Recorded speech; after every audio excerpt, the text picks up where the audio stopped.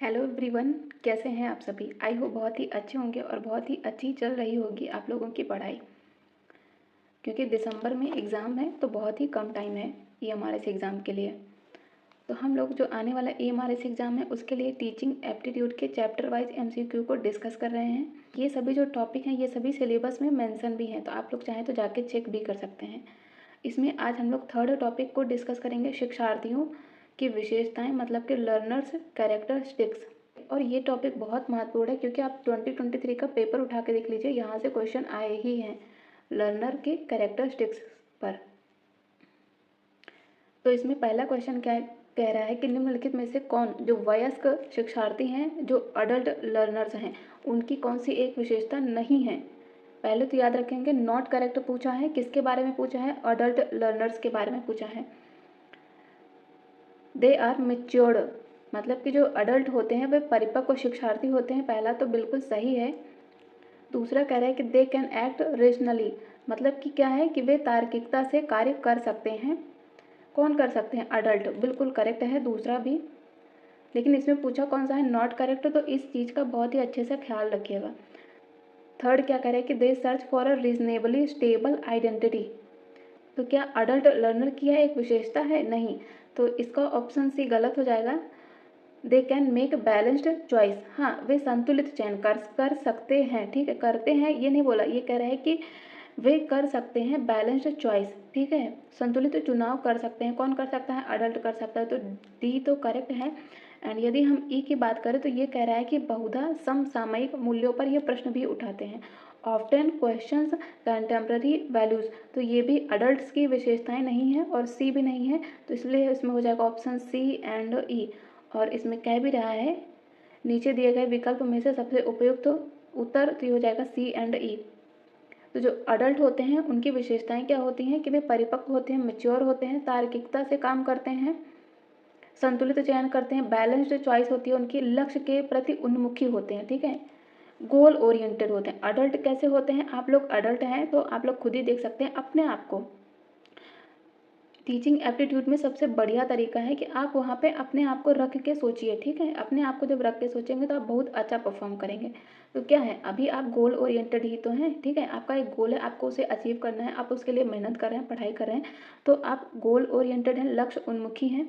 और जो अडल्ट होते हैं इनके विचारों में लोचशीलता भी नहीं पाई जाती है, तो बिल्कुल करेक्ट है ये सभी अडल्ट के बारे में। तो ये पॉइंट याद रखिएगा, नेट का क्वेश्चन है, लेकिन ऐसा नहीं है कि ये ईएमआरएस में पूछा नहीं जाएगा, क्योंकि बहुत से ऐसे सिलेबस के टॉपिक हैं जो कि नेट में भी दिए गए हैं, वो ईएमआरएस में मेंशन है। अब हम बात करेंगे, नीचे दो कथन दिए गए हैं, पहला स्टेटमेंट एंड दूसरा स्टेटमेंट, और उपर्युक्त कथनों के आलोक में नीचे दिए गए विकल्पों में से हमें सही उत्तर का चयन करना है।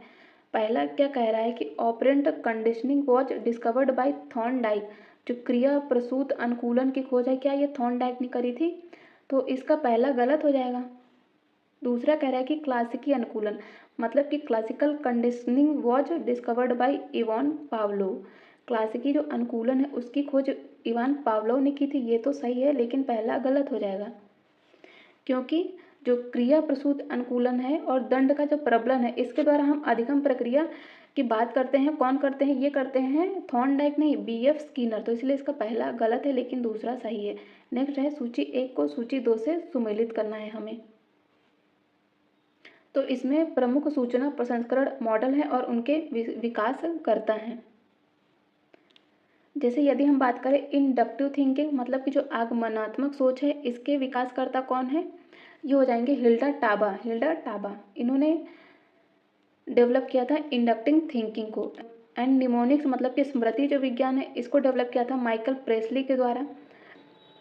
थर्ड क्या कह रहा है कि अग्रिम संगठक, मतलब कि एडवांस ऑर्गेनाइजर्स, ये डेवलप किया गया था डेविड आसुबेल के द्वारा। एंड सिनेटिक्स, मतलब क्या है इसका कि समस्या समाधान की जो रचनात्मक विधि होती है, ठीक है, जो कोई भी प्रॉब्लम सॉल्विंग होता है उसकी क्रिएटिव जो मेथड होता है उसको डेवलप किया गया था बिल गॉर्डन के द्वारा।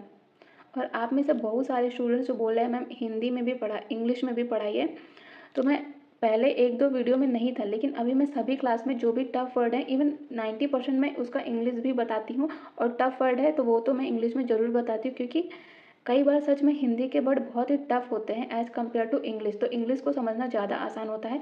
तो आप लोग सही में इंग्लिश को ज़रूर देखिएगा और यहाँ पे एग्ज़ाम्स में भी इंग्लिश के वर्ड को ज़रूर पढ़िएगा, क्योंकि कई बार क्या होता है कि हिंदी में क्वेश्चन भी अलग होता है एंड इंग्लिश में भी अलग होता है, ठीक है। और अभी तक मैं नहीं कर रही थी इंग्लिश में एक्सप्लेन, क्योंकि वो वीडियो लंबा होता जा रहा था, लेकिन आप में से बहुत सारे ऐसे स्टूडेंट्स हैं जिन्होंने बोला था, तो अब मैं इंग्लिश में भी एक्सप्लेन कर रही हूँ। तो थोड़ा सा वीडियो लंबा होगा, लेकिन कोई बात नहीं, इंग्लिश में भी समझना बहुत ही ज़्यादा ज़रूरी है, क्योंकि कई बार ऐसे शब्द होते हैं जो कि हिंदी में नहीं समझ में आते हैं, लेकिन वो इंग्लिश में ईजी होते हैं। तो आप लोग एग्ज़ाम में भी हिंदी और इंग्लिश को दोनों को प्रेफरेंस दीजिएगा। What % of the childrens brain development occurs prior to 6 years? क्या कह रहा है कि 6 वर्ष की आयु से पहले, 6 वर्ष की आयु से पहले का क्या मतलब है, 1 to 5 ईयर्स के जो मस्तिष्क का कितना % है जो डेवलप हो जाता है, मतलब कि 1 से 5 साल तक के जो बच्चा है उसके मस्तिष्क का कितना % भाग है जो कि विकसित हो जाता है, तो वो हो जाएगा 85% भाग। इसका मतलब क्या है कि 1 से 5 वर्ष के जो बच्चे होते हैं उनका 85% ब्रेन डेवलप हो चुका होता है। जो मानव शरीर है इसका जो मस्तिष्क है यानी कि ब्रेन है, यही नियंत्रण का केंद्र होता है। और जब बर्थ होता है तब इसकी एवरेज माप कितनी होती है, वो एक जो वयस्क मस्तिष्क होता है उसके आयतन मतलब कि वॉल्यूम का कितना 25% होता है, और ये जन्म के समय मतलब बर्थ के समय की बात कर रहा है। फर्स्ट ईयर में कितना होता है, दोगुना 50% हो जाता है। सेकेंड में मतलब 2 वर्ष तक 75% इसका डेवलपमेंट हो चुका होता है, 3 ईयर्स तक 80% एंड 6 ईयर की आयु तक लगभग 90%, एंड ये पूर्णता ही माना जाएगा। रिमेनिंग जो 10% है वो बाद में डेवलप होता है। नेक्स्ट है संज्ञानात्मक क्षेत्र, मतलब कि कॉग्निटिव डोमेन के निम्नलिखित जो उद्देश्य दिए गए हैं उनको कार्य की जटिलता के आधार पर on the basis of complexity, ठीक है, उन पर पद सोपानी के क्रम में व्यवस्थित करना है। Arrange the given objectives for cognitive domain in hierarchical order as the basis of the, उनकी कॉम्प्लेक्सिटी के ऑर्डर में डेवलप करना है, उनकी कॉम्प्लेक्सिटी के ऑर्डर में हमें व्यवस्थित करना है इसको। तो इसमें सबसे पहले क्या आता है, संज्ञानात्मक क्षेत्र में कॉग्निटिव डोमेन में सबसे पहले आता है ज्ञान, मतलब नॉलेज आएगा। ये हम लोगों ने ब्लूम की टेक्सोनॉमी में भी देखा था, ठीक है। और उसके बाद क्या आता है, उसके बाद आता है अगर हमें नॉलेज होगा, ठीक है, सबसे पहले तो हमें नॉलेज होना चाहिए, फिर हम क्या करेंगे, फिर उसे हम अप्लाई करके देखेंगे, ठीक है, उसका एप्लीकेशन करेंगे, मतलब कि अनुप्रयोग करेंगे। अनुप्रयोग कर लिया, अब क्या करेंगे, अब हम उसका एनालिसिस करेंगे, ठीक है, विश्लेषण करेंगे। जो हमें नॉलेज था उसका पहले प्रयोग किया, फिर उसका एनालिसिस किया, एंड देन उसे हम सिंथेसाइज करेंगे, मतलब एंड सबसे लास्ट में हमारा आएगा इवोल्यूशन, और यही है ब्लूम की टेक्सोनॉमी भी। तो इसमें हो जाएगा CADEB। नेक्स्ट है अगेन सूची 1 को सूची 2 से सुमेलित करना है। प्रमुख व्यवहारात्मक प्रतिमान है और उनके निर्माण करता है, मतलब कि बिहेवियरल मॉडल हैं और उनके डेवलपर हैं, ठीक है। यदि हम बात करें मास्टरी लर्निंग की, मतलब कि जो पारंगत अधिगम है, इसको डेवलप किया गया था बेंजामिन ब्लूम के द्वारा। यदि हम बात करें डायरेक्ट इंस्ट्रक्शन, मतलब कि प्रत्यक्ष निर्देश का बिहेवियर किसके द्वारा डेवलप किया गया था, तो ये हो जाएंगे टॉम गुड, ठीक है। और यदि हम बात करें सिमुलेशन की, तो इसके हैं डेवलपर कार्ल स्मिथ, मतलब कि अनुरूपता, सिमुलेशन मतलब कि अनुरूपता, और इसके हैं कार्ल स्मिथ। सोशल लर्निंग की बात करें तो ये हैं अल्बर्ट बंडूरा। निम्नलिखित में से कौन से वैयक्तिक क्षमता का निर्माण करते हैं, मतलब कि पर्सनल कॉम्पिटेंसी का निर्माण करता है, कौन कौन, तो इसमें जो एम्पैथी होती है यानी कि समानुभूति नहीं इसमें होती है, इसमें होता है मोटिवेशन, जो अभिप्रेरणा होती है, वही वैयक्तिक जो क्षमता है पर्सनल कॉम्पिटेंसी का निर्माण करता है। सोशल स्किल्स, ये भी मतलब ये तो सोशल हो गई नहीं, ये तो समाज से रिलेटेड होगी, पर्सनल का इसमें कोई रोल नहीं हुआ। सोशल स्किल्स का पर्सनल कॉम्पिटेंसी से कोई रोल नहीं है, तो इसका तीसरा गलत हो जाएगा। सेल्फ अवेयरनेस बात कर रहा है व्यक्तिगत पर्सनल की, तो इसमें जो भी ऑप्शन होगा वो सिर्फ अपने आप से होगा, पर्सनली होगा। तो सेल्फ अवेयरनेस की बात कर रहा है, मतलब स्व अपनी जागरूकता, ठीक है, अवेयर रहना, खुद के जागरूकता की बात करता है, तो 4 हो जाएगा। एंड सेल्फ रेगुलेशन भी होना चाहिए, मतलब कि आत्मनियंत्रण, खुद पे किसी भी व्यक्ति का नियंत्रण भी होना चाहिए। तो motivation, self awareness and self regulation हो जाएगा इसका आंसर 245। सेल्फ अवेयरनेस की तो जो अपनी आंतरिक अवस्था है और वरीयता है तथा संसाधनों और अंतर्ज्ञानों को हमें जानना चाहिए। स्व नियंत्रण यानी कि सेल्फ रेगुलेशन, ये अपनी आंतरिक अवस्थाओं, आवेग और संवेगों का प्रबंधन करना आना चाहिए एक व्यक्ति को। अभिप्रेरणा मतलब कि मोटिवेशन, ये भावनात्मक प्रवृत्तियां जो लक्ष्यों तक पहुंचने में मार्गदर्शन या फिर सुविधा प्रदान करती हैं। क्या? अभिप्रेरणा मतलब कि मोटिवेशन।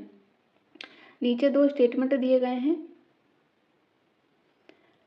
पहला स्टेटमेंट कह रहा है कि जब व्यक्ति किसी विकल्प को समन्वयित करते हैं या किन्हीं घटनाओं से प्रतिबद्ध होते हैं, तादात्म्य विसरण घटित होता है। तो ये क्या कह रहा है कि आइडेंटिफाई डिफ्यूजन अकर्स व्हेन, कब इंडिविजुअल्स एक्सप्लोर, जब कोई व्यक्ति है जो अपने आप को एक्सप्लोर करता है, समन्वयित करता है, एनी ऑप्शंस और कमिट टू एनी एक्शंस। तो इसका पहला गलत हो जाएगा। दूसरा ये कह रहा है कि identity foreclosure is commitment without exploration. जो तादाद में पूर्वबंध होता है, मतलब कि आइडेंटिटी फोरक्लोजर जो होता है वो निषेध समन्वेषण के बिना प्रतिबद्धता होती है। ठीक है, तो इसका दूसरा सही है, पहला गलत है। तो ये क्या कह रहा है कि जो पहचान होती है वह एक व्यक्ति को दूसरे व्यक्ति से अलग बनाती है। ठीक है, जो हमारी आइडेंटिटी होती है वही तो हमें एक दूसरे से अलग बनाती है, और जो व्यक्ति है उसको अपने व्यवहार, विश्वास और विकल्पों के आधार पर ही अवधारणा को अनूठे तरीके से भी संदर्भित करता है। किसी भी व्यक्ति का जो व्यवहार होता है वही तो उसको अलग बनाता है। नेक्स्ट है सूची 1 को सूची 2 से सुमेलित करना है। नैतिक विकास का सिद्धांत दिया गया था लॉरेंस कोलबर्ग के द्वारा। तरल बुद्धि का सिद्धांत दिया गया था रेमंड कैटल के द्वारा। तरल बुद्धि का सिद्धांत मतलब कि थियरी ऑफ फ्लूइड इंटेलिजेंस।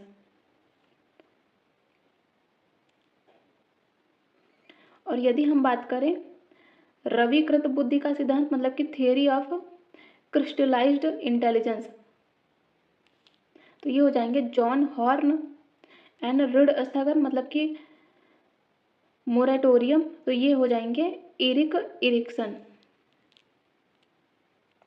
बहुविध बुद्धि मल्टीपल इंटेलिजेंस के सिद्धांत के अनुसार सटीकता से दृश्य एवं स्थानिक वस्तुओं के प्रत्यक्षण की योग्यता मानव के किस योग्यता से संबंधित है।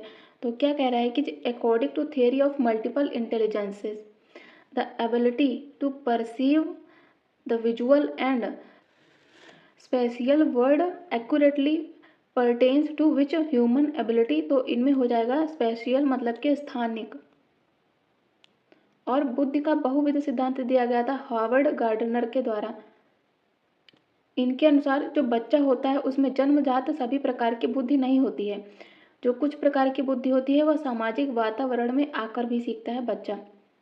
और जो बुद्धि है इसका बहुविध सिद्धांत ये अधिगम करता मतलब कि जो लर्नर है उसको सीखने में भी सहायता देता है। और इन्होंने बहुबुद्धि के 8 प्रकार बताए थे। तार्किक गणितीय बुद्धि, भाषीय या फिर भाषिक बुद्धि, स्थानिक इंटेलिजेंस, सांगीतिक इंटेलिजेंस, 5th हो जाएगा शारीरिक गतिक बुद्धि एंड अंतर विषयक या फिर पारस्परिक योग्यता, अंतरावैयक्तिक बुद्धि तथा प्राकृतिक बुद्धि आदि। नेक्स्ट है 2 स्टेटमेंट दिए गए हैं, बताना है नीचे दिए गए विकल्पों में से कौन सा एक उत्तर सही है। पहला स्टेटमेंट कह रहा है कि शिक्षक को यह सुनिश्चित करना चाहिए कि जो अधिगम है वो रटन विधि से दूर रहे। मतलब कि एक टीचर का ये बिल्कुल कर्तव्य है, उसे यह अश्योर करना चाहिए कि जो लर्नर है, जो लर्निंग है वह रोड लर्निंग बिल्कुल भी नहीं होनी चाहिए। ठीक है, रटंत विद्या नहीं होनी चाहिए। पहला बिल्कुल करेक्ट है, और ये किसका काम है? ये टीचर का काम है ये अश्योर करना। दूसरा स्टेटमेंट कह रहा है कि शिक्षक को ज्ञान को स्कूल से बाहर के जीवन के साथ भी संबंध करना चाहिए, संबद्ध करना चाहिए। तो बिल्कुल एक teacher should connect knowledge to life outside the school. तो किसी भी टीचर को पढ़ाते समय जो ज्ञान है उसको स्कूल के बाहर का जो जीवन है उससे भी उसको जोड़कर पढ़ाना चाहिए। तो इसके दोनों स्टेटमेंट बिल्कुल करेक्ट हैं। प्रौढ़ अधिगमकर्ताओं की निम्नलिखित में से कौन सी एक विशेषताएं हैं? साइकोलॉजिकल ग्रोथ है अडल्ट लर्नर्स की? तो नहीं, ये भी नहीं है। समकक्ष समूहों के साथ गतिविधियों पर अधिक ध्यान देते हैं क्या अडल्ट मतलब कि जो अडल्ट हैं क्या वो अपने पीयर ग्रुप की के साथ एक्टिविटी करने में अधिक ध्यान देते हैं, तो इसका दूसरा भी गलत है। अबाउट अडल्ट, इनका एक्सरसाइज सेल्फ कंट्रोल होता है, ठीक है, आत्म नियंत्रण होता है अडल्ट्स का, और ये तर्क संगत रूप से कार्य करने की योग्यता भी पाई जाती है इनमें, किन में, अडल्ट्स में। तो इसका डी भी करेक्ट है, सी भी। ई क्या कह रहा है कि जो अधिगम है वो मार्गदर्शन और नियंत्रण मुक्त होना चाहिए, learning to be independent of guidance and control. मार्गदर्शन से कैसे मुक्त होगा ये, और ये अडल्ट से भी रिलेटेड नहीं है, तो इसका ई गलत है, इसका सही होगा ओनली सी एंड डी। तो जो अडल्ट लर्नर्स होते हैं उनकी विशेषताएं क्या है कि वयस्क शिक्षा होनी चाहिए, स्वनिर्देशित होती है, तर्क संगत रूप से कार्य करने की योग्यता होती है, लक्ष्य उन्मुखी होते हैं मतलब कि गोल ओरिएंटेड होते हैं, ज्ञान और जीवन के अनुभव का उपयोग करते हैं तथा सेल्फ कंट्रोल पाया जाता है इनमें। निम्नलिखित में से कौन निर्णय पाश वैयक्तिक गुणों से संबंधित है, which of these decision traps pertain to personal qualities. नीचे दिए गए विकल्पों में से सही उत्तर का चयन करना है। तो इसमें फ्रेम ब्लाइंडनेस नहीं आता है पार्श्व वैयक्तिक गुणों में, तो अंधविश्वास नहीं होगा, इसमें होगा ओवर कॉन्फिडेंस। टेकिंग शॉर्टकट्स, तो जो पार्श्व वैयक्तिक गुण होते हैं वो क्या, उनमें ओवर कॉन्फिडेंस पाया जाता है। बीइंग अनसिस्टमैटिक, मतलब कि व्यवस्थित नहीं होता है, ठीक है, पार्श्व वैयक्तिक गुणों में क्या है, निर्णय व्यवस्थित नहीं होता, तो इसका डी भी हो जाएगा। नॉट कीपिंग रिकॉर्ड नहीं शामिल है, रिकॉर्ड नहीं रखते हैं, तो ऐसा नहीं है, इसमें हो जाएगा बी, सी एंड डी। निम्नलिखित में से कौन सी संज्ञानात्मक, भावात्मक और मनश्चालक अधिगम, cognitive, affective and psychomotor domain की बात कर रहा है, इस क्षेत्र में उच्चतम वर्गीकृत श्रेणियां कौन कौन सी हैं, तो इनमें आता है इवोल्यूशन, कैरेक्टराइजेशन एंड नेचुरलाइजेशन, मतलब B, D and E. NSQF किस स्तर में श्रेणी के अनुसार योग्यताओं को व्यवस्थित करता है, तो वो नॉलेज, स्किल्स एंड एप्टीट्यूड में, NSQF। तो इसका हो जाएगा ऑप्शन ए, वो ज्ञान, कौशल तथा अभिवृत्ति के अनुसार जो योग्यता है उसको व्यवस्थित करता है। नेक्स्ट है एरिक्सन के द्वारा वर्णित मनोवैज्ञानिक विकास के चरण है और उनसे जुड़ा एग्जाम्पल है। पहला क्या कह रहा है कि आधारभूत विश्वास बनाम आधारभूत अविश्वास, तो ये होता है भरण मतलब कि फीडिंग में, परिश्रम बनाम हीनता होती है विद्यालय मतलब कि स्कूल में, आत्मीयता बनाम एकाकीपन होता है प्रेम संबंध में, एंड उत्पादकता बनाम गतिरोध होता है पेरेंटिंग एंड मेंटरिंग में, मतलब कि लालन पालन या फिर परामर्श में। नेक्स्ट है पियाजे के संज्ञानात्मक विकास के चरण दिए गए हैं और उनसे जुड़ी एज दी गई है। जैसे कि पहला है सेंसरी मोटर मतलब कि संवेदी, तो ये होता है 0 से 2 वर्ष तक। नेक्स्ट है प्री ऑपरेशनल मतलब कि पूर्व संक्रियात्मक, तो ये इसमें क्या होता है कि बच्चों के बोलना शुरू करने से लगभग 7 वर्ष तक। और यदि हम बात करें कॉन्क्रीट ऑपरेशनल की मतलब कि मूर्त संक्रियात्मक की, तो इसमें क्या होता है कि प्रथम ग्रेड से पूर्व किशोरावस्था तक, मतलब कि 11 वर्ष की आयु तक आता है ये कॉन्क्रीट ऑपरेशनल स्टेज में। And next one is formal operational अकारिक संक्रियात्मक, ये होता है एडोलसेंस टू अडल्टहुड तक। नेक्स्ट है सार्थक शाब्दिक अधिगम का सिद्धांत निम्नलिखित में से किन बातों से संबंधित है, the theory of meaningful verbal learning deals with which of the following concerns. जो ज्ञान है मतलब कि जो पाठ्यचर्या की विषय वस्तु है उसको कैसे व्यवस्थित किया जाता है इसमें, सार्थक शाब्दिक अधिगम की थियोरी में। हाउ नॉलेज इज ऑर्गेनाइज्ड होता है इसमें शामिल, बिल्कुल करेक्ट है। How the mind works to process new information, मतलब कि जो नई जानकारी है उसको प्रोसेस करने के लिए दिमाग कैसे कार्य करता है, ये भी मीनिंगफुल वर्बल लर्निंग में शामिल है।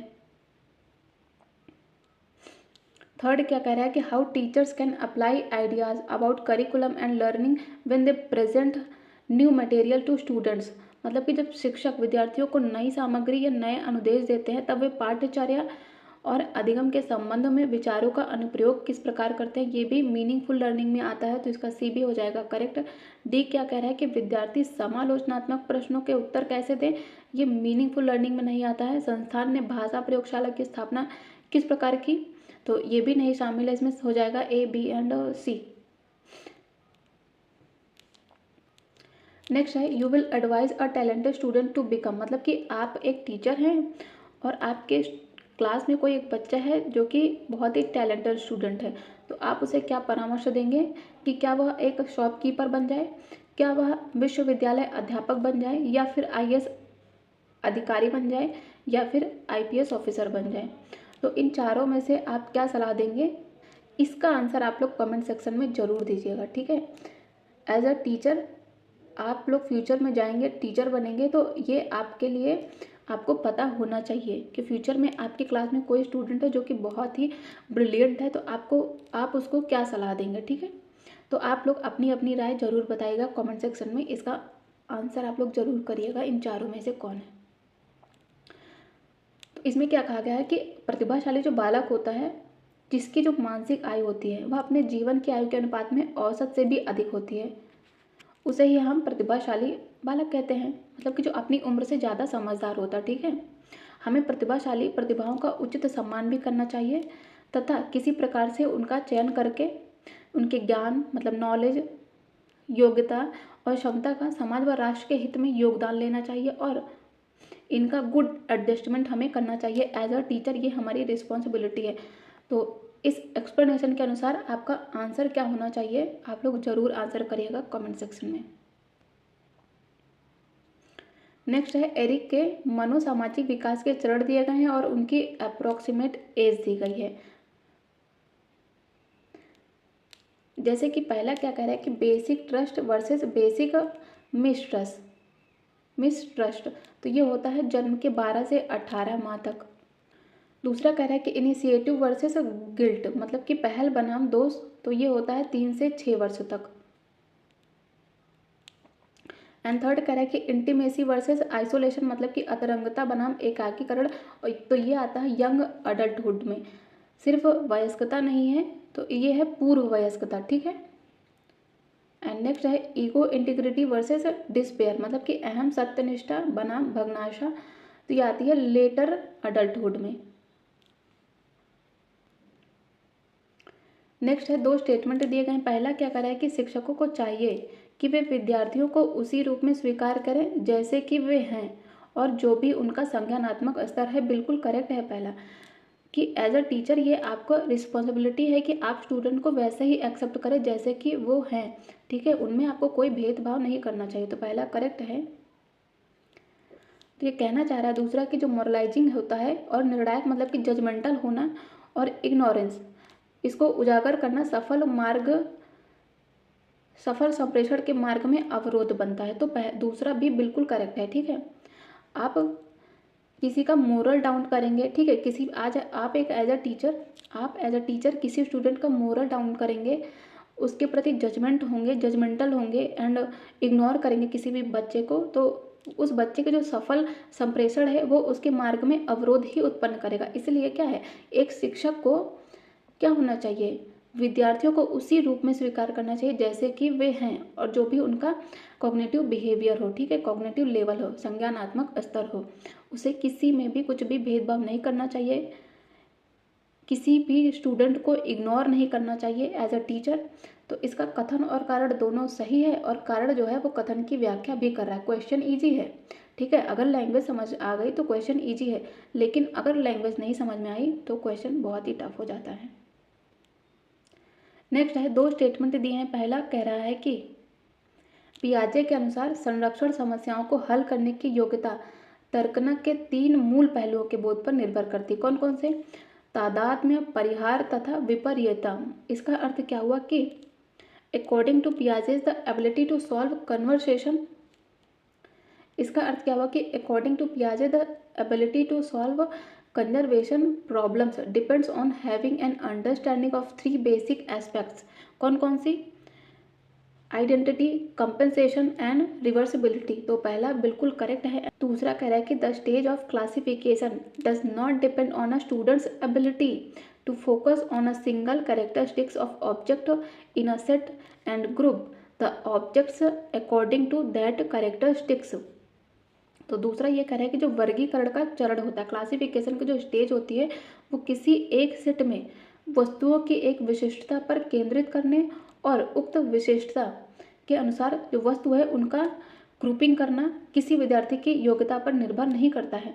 तो ये विद्यार्थी की योग्यता पर निर्भर करता है, तो इसका दूसरा गलत हो जाएगा, पहला सही हो जाएगा। और ये पियाजे के अनुसार था, तो पहला सही है, इसमें दूसरा गलत है। पियाजे के अकॉर्डिंग बौद्धिक विकास की 4 मुख्य अवस्था थी और प्रत्येक अवस्था में जो बच्चा होता है वो समायोजन अनुकूलन करने का व्यवहार सीखता है। तो कौन कौन सी थी? पहले तो थी संवेदी गामक मतलब कि सेंसरी मोटर, जो कि 0 से 2 वर्ष तक थी। इसमें क्या होता है? इसमें सहज क्रियाएं करना सीखता है, ध्वनि, स्पर्श, रसों तथा गंधों का अनुभव और अनुभवों की पुनरावृत्ति करना सीखता है बच्चा। पूर्व संक्रियात्मक अवस्था मतलब कि प्री ऑपरेशनल स्टेज में क्या होता है? 2 से 7 वर्ष तक, और इसमें अनुकरणशीलता आती है, अंतः प्रज्ञा कला सीखता है, अहम केंद्रित होता है बच्चा, जोड़ना घटाना सीखता है, संख्याओं का प्रयोग करना सीखता है। एंड नेक्स्ट वन इज मूर्त संक्रियात्मक, ये 7 से 12 तक की स्टेज होती है। इसमें संख्या का बोध होता है, बच्चे को वर्गीकरण क्रम अनुसार व्यवस्थित करना सीख जाता है और पारस्परिक संबंध सतर्कता भी सीखता है। एंड नेक्स्ट वन इज अमूर्त अवस्था, तो जो कि 12 से अधिक की स्टेज होती है और इसमें क्रिटिकल थिंकिंग तथा समस्या समाधान और परिकल्पना बोध सीखता है बच्चा। Next again Erikson's psycho social development दिए गए हैं और उनकी स्टेजेस दी गई हैं।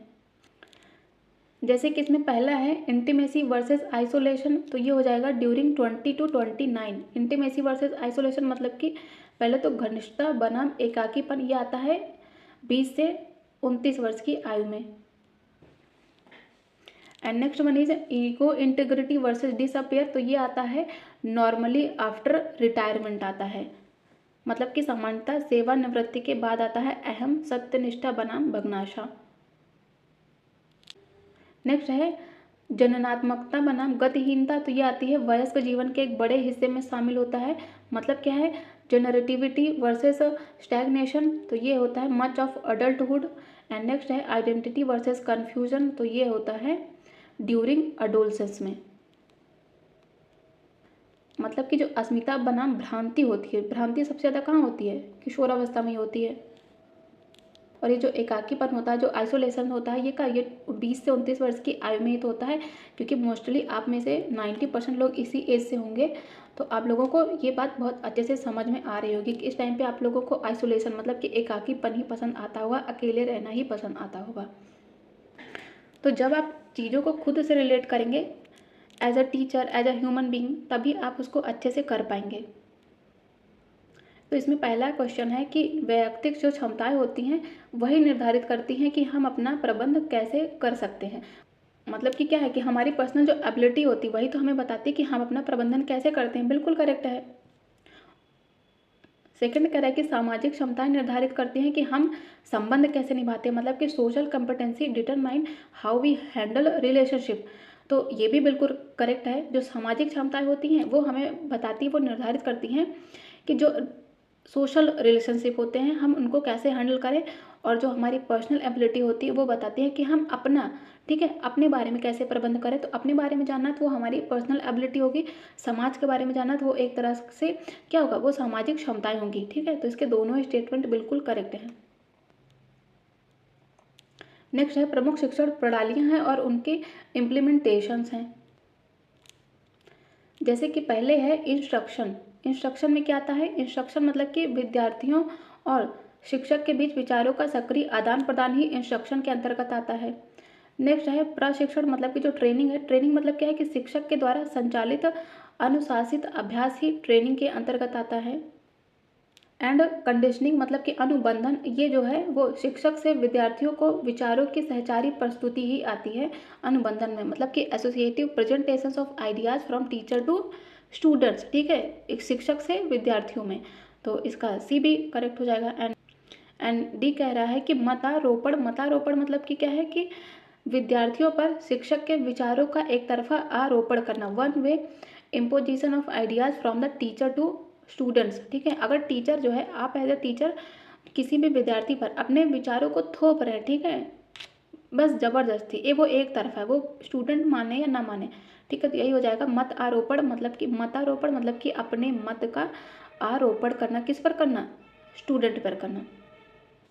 नेक्स्ट है शिक्षक के व्यावसायिक विकास और अधिगम हेतु उपलब्ध संसाधनों के प्रकार में क्या शामिल है। तो types of resources available to a teacher for professional development and learning includes, क्या इंक्लूड है इसमें, व्यावसायिक साहित्य, प्रोफेशनल लिटरेचर, कलीग्स आते हैं इसमें, प्रोफेशनल एसोसिएशंस भी आती हैं तथा व्यावसायिक विकासात्मक क्रियाकलाप भी आते हैं। तो इसके 4 हो जाएंगे। नेक्स्ट है निष्पादन तत्परता स्तर, मतलब कि परफॉर्मेंस रेडीनेस। ठीक है, इसके रूप में जो विद्यार्थी सक्षम परंतु अनिच्छुक होते हैं, एबल तो होते हैं लेकिन अनविलिंग होते हैं।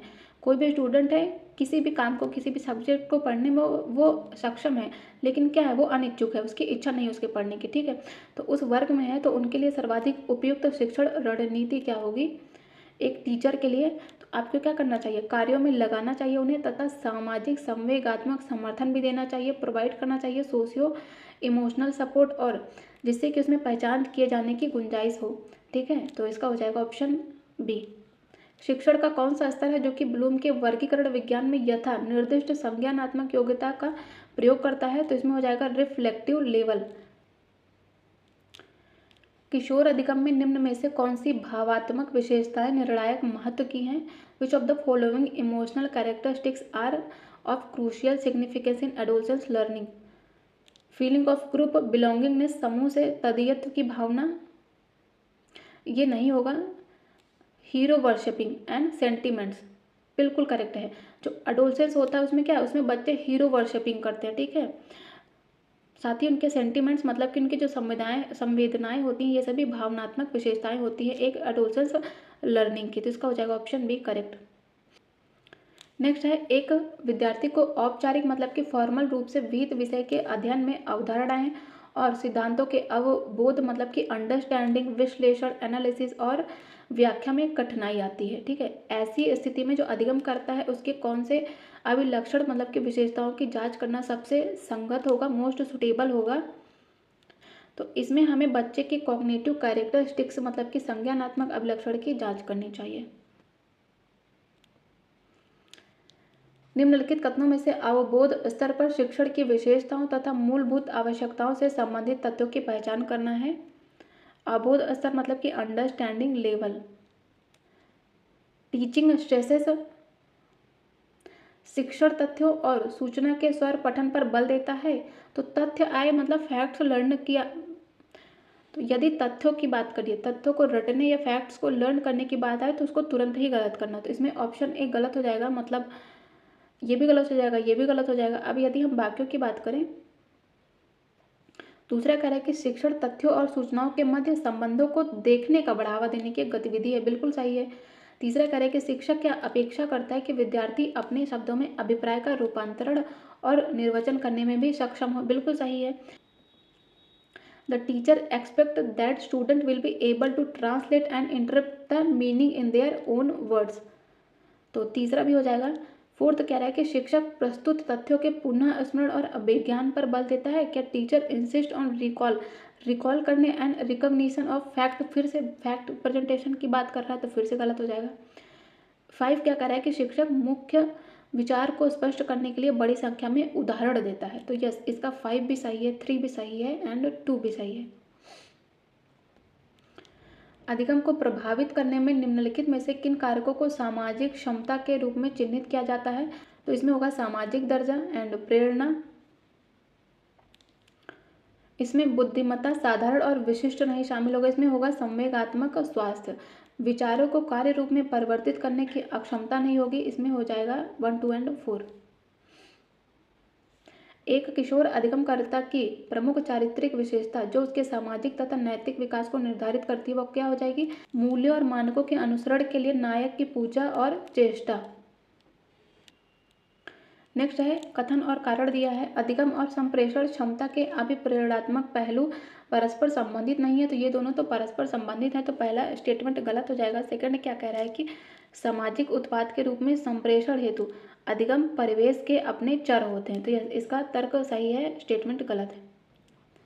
नेक्स्ट है प्रमुख शिक्षण स्तर है और उनसे जुड़े प्रमुख विषय हैं, जैसे कि स्वायत्त विकास स्तर पे क्या होता है, भाव और भावनाएं जुड़ी होती है। स्मृति स्तर पर क्या किया जाता है, जो तथ्य होते हैं यानी कि फैक्ट्स होते हैं और जो सूचनाएं होती हैं उनको याद किया जाता है। अवबोध स्तर अंडरस्टैंडिंग लेवल मतलब तथ्य और उनके उदाहरणों में संबंध देखना होता है। और विमर्शी चिंतन क्या होता है, ये समस्या उठाना होता है और समस्या का समाधान करना होता है। ठीक है,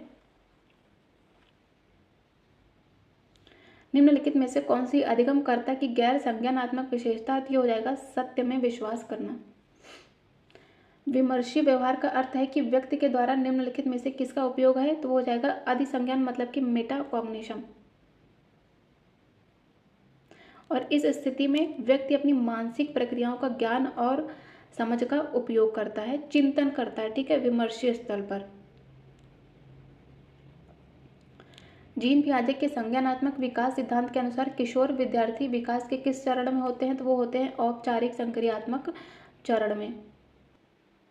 निम्नलिखित में से कौन एक शिक्षार्थी के गुण के रूप में भावनात्मक बुद्धि, इमोशनल इंटेलिजेंस को उत्तम विधि से वर्णित करता है, तो ये हो जाएगा सोच और व्यवहार को निर्देशित करने के लिए जो भावनात्मक सूचना है इनका प्रयोग करना ही इमोशनल इंटेलिजेंस में शामिल हो जाएगा। शिक्षार्थी के गुणों और विशेषताओं के मूल्यांकन के लिए निम्नलिखित में से कौन सा एक सर्वोत्तम उपकरण है, तो हो जाएगा रूब्रिक्स मतलब कि सुर्खियां। नेक्स्ट है सूची 1 को सूची 2 से सुमेलित करना है। तो जन्म वर्ष के आधार पर जो प्रचलित पीढ़ियां हैं उनसे संबंधित है। तो 1945 और उससे पहले जो जन्मे थे उन्हें हम परंपरावादी कहते हैं। 1946 से 64 के बीच में जन्मे लोगों को बेबी बूमर कहते हैं। 1965 से लेकर 76 के बीच जन्मे लोग जनरेशन एक्स के कहलाते हैं। एंड 1977 से 1995 के बीच जन्मे जनरेशन वाई तथा 1996 और उसके बाद के जन्मे ये कहलाते हैं जनरेशन जेड। अधोलिखित महत्वपूर्ण विशेषताओं में से खुली किताब ओपन बुक एग्जाम पद्धति की क्या विशेषता है, जैसे कि आजकल हो रहा है। ठीक है, यह छात्रों को चिंतन के लिए बाध्य करता है। ठीक है, तो जो ओपन बुक एग्जाम है ये चाहता है कि बच्चों की जो चिंतन शक्ति है उसका विकास हो सके। जो छात्र कक्षा में सवाल पूछते हैं तो उन्हें स्वतंत्र रूप से उत्तर प्राप्त करने के लिए हमें प्रोत्साहित किया जाना चाहिए। नेक्स्ट है जब कोई सामान्य विद्यार्थी कक्षा में अनियंत्रित व्यवहार करता है तो आपको क्या करना चाहिए, कक्षा के बाहर विद्यार्थी से बात करनी चाहिए। एक अध्यापक सफल हो सकता है कब, यदि वह विद्यार्थी को बेहतर नागरिक बनने में हेल्प करता है तब। ठीक है, तो इसका ऑप्शन ए करेक्ट हुआ, लेकिन इसमें बाकी ऑप्शन भी सही दिए हैं। ठीक है, पॉजिटिव ही है वो भी, जैसे कि विद्यार्थी को विषय का ज्ञान देता है, परीक्षा में उत्तीर्ण होने के लिए तैयार करता है, किसी विषय वस्तु को सुव्यवस्थित ढंग से पेश करता है। बिल्कुल ये सभी पॉजिटिव है, लेकिन हमें मोस्ट सुटेबल आंसर बताना है। तो आप एज अ टीचर तभी सफल होंगे जब आप अपने स्टूडेंट्स को एक बेहतर नागरिक बनने में हेल्प करेंगे। किसी शिक्षक का कक्षा में संप्रेषण किस सिद्धांत पर आश्रित होता है, वो होता है एजुटेनमेंट, और यह शैक्षिक मनोरंजन के रूप में सदियों से अस्तित्व में है। पहले क्या था, दृष्टांत और दंत कथाओं के रूप में था। अब कैसे है, अब टीवी, संग्रहालय मतलब कि म्यूजियम तथा इंटरनेट आदि के रूप में है।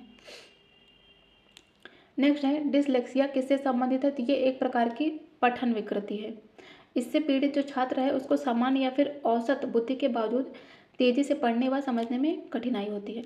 निम्नलिखित में से किस आधार पर जीन पियाजे ने मानव विकास का संज्ञानात्मक सिद्धांत दिया था, तो उन्होंने मौलिक अनुसंधान के आधार पर यह सिद्धांत दिया था। शैक्षणिक संस्थानों में आने वाले छात्रों को जितनी बाधाएं आएंगी उतनी अधिक अपेक्षा होगी किससे, शिक्षक से। तो स्टूडेंट को यदि बाधा आ रही है तो वो टीचर से ही तो अपेक्षा करेगा कि वह उनकी बाधाओं को दूर करे और समझाए।